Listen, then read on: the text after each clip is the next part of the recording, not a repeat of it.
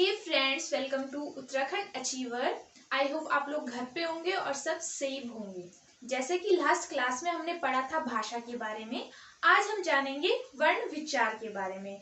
वर्णों के बारे में आज हम लोग विचार करेंगे, ठीक है। तो सबसे पहले हम जानेंगे वर्ण किसे कहते हैं। वर्ण किसे कहते हैं, क्या होता है वर्ण?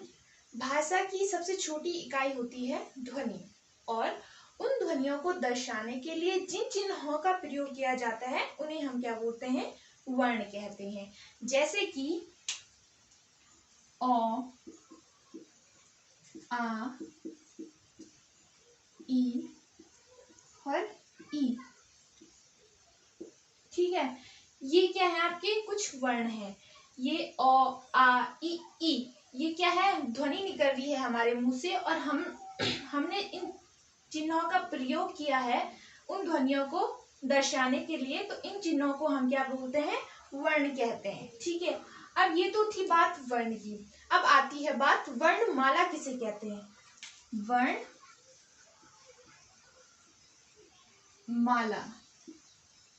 वर्णमाला किसे कहते हैं? अब इसके साथ वर्ण के साथ आपकी क्या जुड़ गई? माला। और माला क्या होता है? फूलों के समूह को हम क्या बोलते हैं? माला बोलते हैं। वैसी इसके साथ जब वर्ण जुड़ गया तो हम क्या बोलेंगे? वर्णों के व्यवस्थित समूह को हम क्या बोलते हैं? वर्णमाला कहते हैं, ठीक है। मतलब वर्णों के समूह को हम क्या बोलते हैं?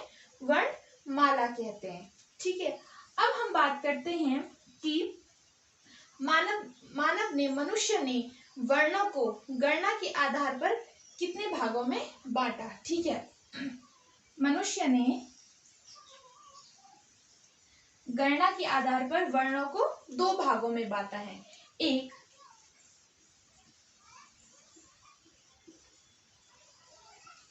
उच्चारण के आधार पर,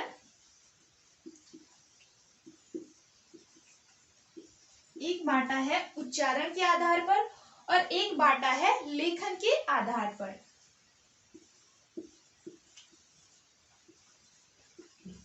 लेखन के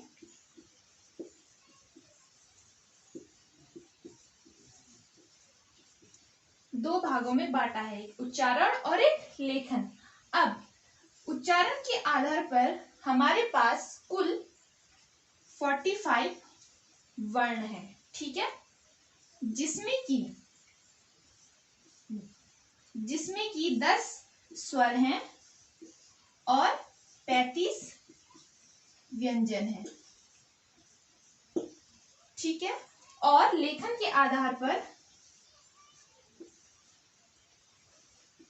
52 वर्ण माने गए हैं, जिसपे कि 13 स्वर हैं,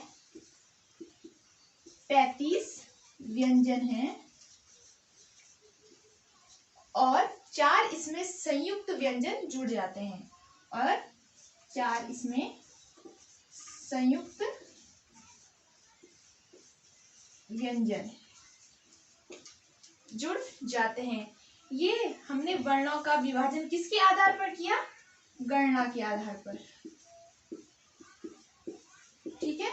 ये हमने इनका विभाजन गणना के आधार पर किया। गणना के आधार पर देखा हमने दो, एक उच्चारण था और एक लेखन के आधार पर था। इसमें उच्चारण के आधार पर आपके पास 35 वर्ण है और लेखन के आधार पर आपके पास 52 वर्ण है, जिसमें कि 35 10 स्वर हैं और 35 व्यंजन है, और इसमें 13 स्वर हैं और 35 व्यंजन है, और 4 इसमें क्या है? संयुक्त व्यंजन है, ठीक है।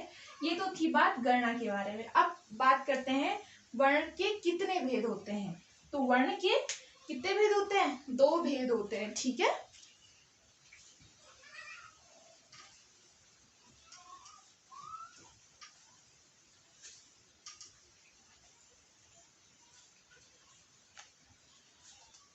वर्ण के 2 भेद होते हैं। वर्ण के भेद, एक स्वर होता है और एक व्यंजन, ठीक है। बात करेंगे स्वर की, ठीक है। स्वर किन्हें कहते हैं? जिन वर्णों को स्वतंत्र रूप से बोला जाए बिना किसी रुकावट के, उन्हें हम स्वर कहते हैं, ठीक है। जैसे कि अ, आ, ई, ठीक है। वैसे उच्चारण की दृष्टि से जो स्वर हैं वो आपके 10 होते हैं, ठीक है, और लेखन के आधार पर ये होते हैं आपके 13। उच्चारण की दृष्टि से 10 होते हैं और लेखन की दृष्टि से 13 होते हैं, ठीक है। तो ये थी बात आपके स्वर की। अब बात आती है स्वर के भेद। स्वर के भेद कितने होते हैं?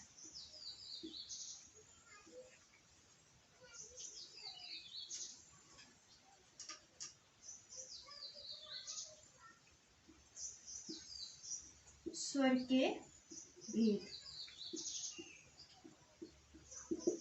स्वर के 3 भेद होते हैं, ठीक है।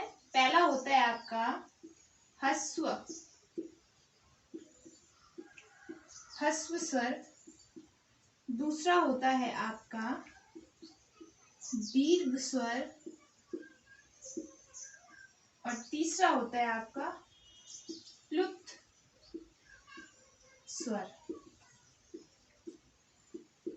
ठीक है। ये होते हैं इसके 3 भेद। सबसे पहले बात आती है ह्रस्व। ह्रस्व मतलब होता है छोटा। तो ये ह्रस्व स्वर की परिभाषा होती है जिन स्वरों के उच्चारण में कम समय लगे उन्हें हम ह्रस्व स्वर कहते हैं। जैसे कि अ, ई, उ और री, ठीक है। ये 4 क्या आते हैं आपके ह्रस्व स्वर में आते हैं, और बाकी जितने बचे वो आपके आते हैं दीर्घ स्वर में, ठीक है। अब हम बात करते हैं दीर्घ स्वर की। दीर्घ स्वर वो स्वर होते हैं जिन स्वरों में ह्रस्व स्वरों से उच्चारण करते हुए ज्यादा समय लगे और जिन स्वरों में बड़ी मात्रा आती है उन्हें हम दीर्घ स्वर कहते हैं, ठीक है। जैसे कि आ, बड़ी ई, ए, बड़ा ए, ओ और औ, ठीक है। अब छोटा ए और औ ये भी क्या आते हैं दीर्घ स्वर के अंदर आते हैं, ठीक है। भले ये छोटे हैं लेकिन आते ये दीर्घ स्वर के ही अंदर है, ठीक है। अब हम बात करते हैं प्लुत स्वर की। प्लुत स्वर वैसे तो एग्जाम में ज्यादा पूछा नहीं जाता है, लेकिन हमें इसकी नॉलेज होना जरूरी होती है, ठीक है। हमें इसकी नॉलेज रखनी चाहिए। तो प्लुत स्वर वो स्वर होते हैं जिनके उच्चारण में दीर्घ से भी ज्यादा समय लगता है, ठीक है। जैसे इसका सबसे अच्छा उदाहरण है आपके पास ओम। तो जब हम ओम बोलते हैं तो बोलते हैं ओम, ठीक है। तो इन स्वरों में क्या होता है ज्यादा समय लगता है, ये स्वर इन स्वरों को हम ज्यादा खींचते हैं, तो ये प्लुत स्वर में आते हैं। इन स्वरों का प्रयोग ज्यादातर संवादों नाटकों में किया जाता है, ठीक है। तो ये होते हैं आपके प्लुत स्वर। तो थैंक यू फ्रेंड्स, आज था ये स्वरों के बारे में। कल हम व्यंजनों के बारे में जानेंगे। Thank you for watching.